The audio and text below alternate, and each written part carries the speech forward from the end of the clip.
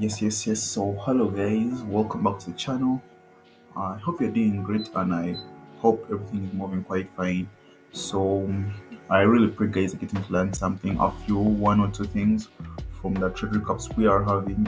Yeah, they may not be having a lot, but yeah, please take time and go through them and see if you can pick out a thing or two. I know that trade recaps are pretty simple, but we shall kick off with educational content any minute from now. So today we shall be going through a trade recap on Usdcad. A pretty simple trade I took, a few considerations I put in place, and today I'll be explaining those exact considerations regarding this trade. It's a trade that I took on the 22nd of August. So yeah, I'm going to take our replay feature back to the 22nd of August, and we'll go through it and see what what we had in store that day and how we came up with those trades. So August 23rd, still 23rd, that's 24th, 25th. Yeah, the trade should have been around here, so I'm going to put the cursor around earlier on 22nd. Yeah, so it's a trade I took on a 15-minute time frame, and by just very few considerations on this trade. So to start off with, it's always advisable to understand what kind of trend the market is in, and as you could clearly see that USD card was in a clear uptrend at this point in the market, right? A very clear uptrend right over there. And yeah, so what happens is that we always told that trend should be your best friend, and I cannot agree any less than that. So given the fact that we're trending upwards, I would be wanting to take a trade, a buy trade on this. I would like to buy the market at this point, right? So what do I put into considerations when I'm looking for a buy? So of course, personally, because I do mix a lot of technicals and my smart money concepts that includes Ict as well. So I do a lot of liquidity trading as well. So the first thing I would want to look for is liquidity, right? How do I look for liquidity? First and foremost, I'm going to consider my swing highs and my swing low points, right? So in this bit of price action, this was my swing high at the moment because we had failed to take out the previous high. So it still considers, so it will still stand as well, but I'll take the most recent.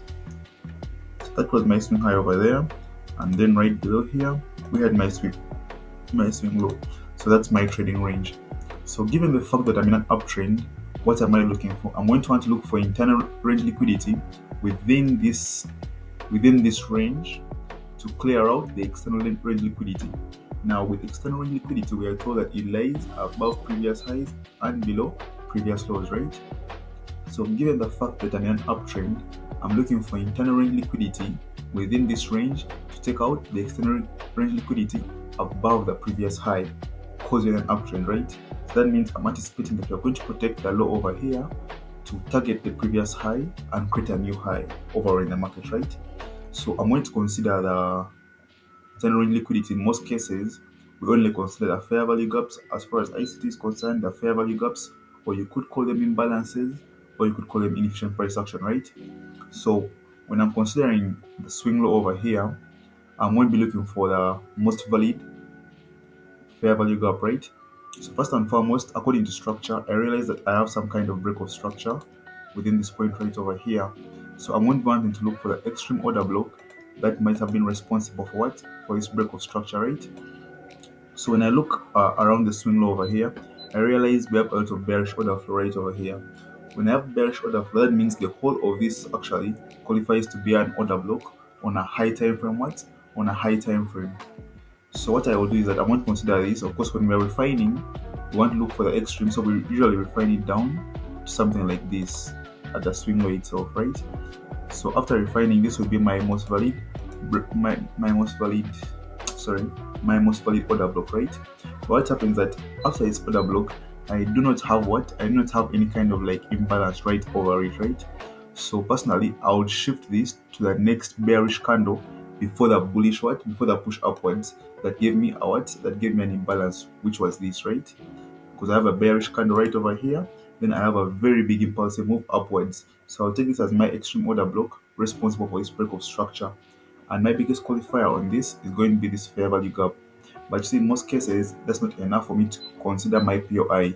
So I'm going to look for any possible liquidity draws that we can look to take out before we tap into this one, before we tap into this order block. Then we can look to buy the market up and target the previous high, right? So when I'm looking at liquidity areas, I can notice that we have relatively equal lows right above here, right? Right below here, sorry. So if I'm having relatively equal lows, that means I have a liquidity build up right below here, also side liquidity, right? So what I'm going to be looking for is for price to take out this sell side liquidity and come all the way into this order block, and then I can buy it off. So as for this trade, I took it off a sell off a buy limit, sorry, and I just put my limit right over here. So all I was left with doing is to keep checking on price and see how the momentum is building up to see if my entry will still be valid over time, right? So it's what I usually do when I'm taking this kind of entries. I'll have my setup, then I'll have my limit set, then I'll just keep coming back in intervals. Like from a 15-minute time frame, I can come back every 15 minutes to see what price is actually doing, or every after an hour or a given period of time. It doesn't matter. It just matters how comfortable I am and how patient I am with waiting for price to actually do what I want it to do, right? Or what I expect it to do. Then I can react off what price has actually showed me on the charts, right? So I'm going to play this and we see how we had a build up coming out, right? And we see how we go target to this market. So basically, this was my simple setup. I had a break of structure, then I looked for the extreme order block that was responsible for it. It should have been this, but then I realized that this order block didn't give me an imbalance. So for me, it's an invalid order block. So I'll look for the next bearish candle for an impulsive move upwards that gave me an imbalance that probably should have led to this break of structure right over here, right? Which was this. Then I put my buy limit order right over here with a stop loss right below these lows.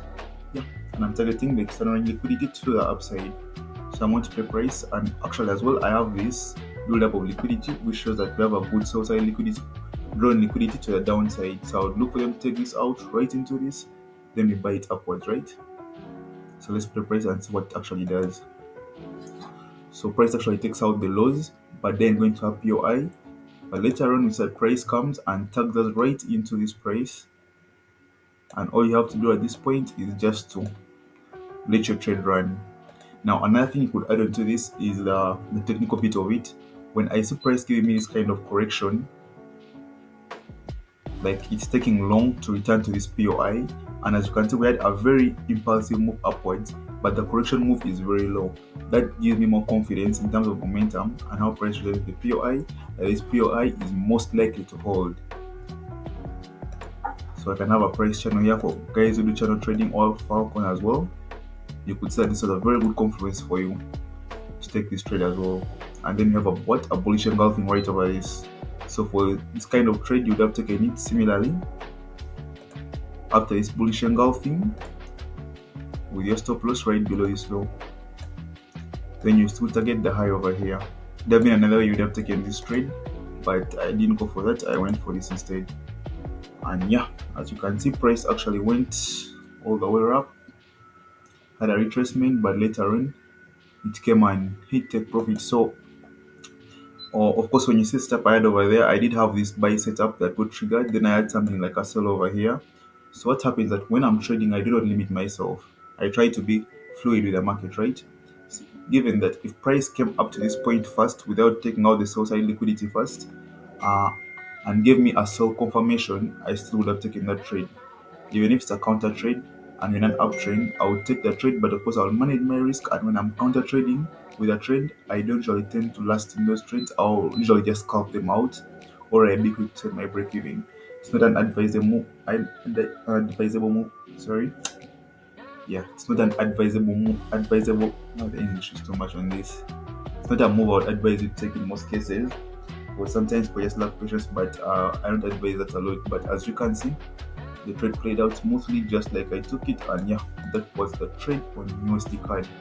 So in most cases when you're trading smart money concepts or anything similar to smart money concepts, it could be BTMM, it could be ICT or whatever. There are different methods and different strategies that they name, but they're based on smart money concepts. For me as myself, I realized that the hack with these is basically just patience, and for you to wait for price to patiently reach in your POIs, then you can wait for it to give you your entry model formation.